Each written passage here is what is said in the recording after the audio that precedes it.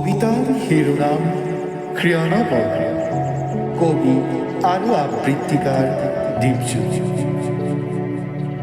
প্ৰকৃতিৰ কোলাতে আবদ্ধ হৈ আছে হাজাৰজনৰ হাজাৰ কাহিনী।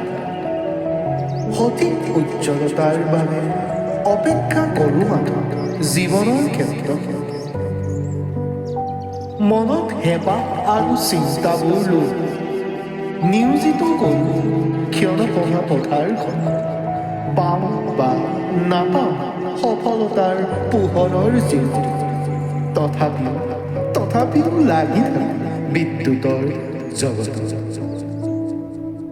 প্ৰতিটো ক্ষণে ক্ষণে পাওঁ বিদ্যুতৰ জিলিঙনিৰ চানেকিৰ সোৱাদ।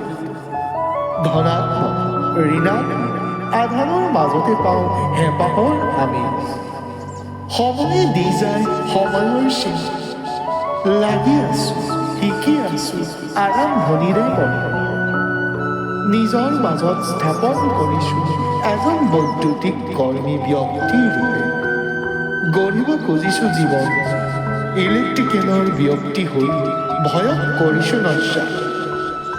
Single phase, double phase, ohm's law, series পেৰেণ্ট, এইবোৰৰ মাজতে পাইছো কৰ্মৰ ইতিবৃত্তি। দেহৰ হীৰাই হীৰাই প্ৰৱাহিত হয় ৰক্তৰ চেতনা।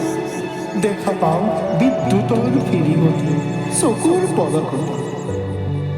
যদিও বিপদজনক তথাপিও ভাল পাওঁ ট্ৰান্সফৰ্মাৰ, ৰিলে, কণ্ট্ৰল পেনেলৰ চমক।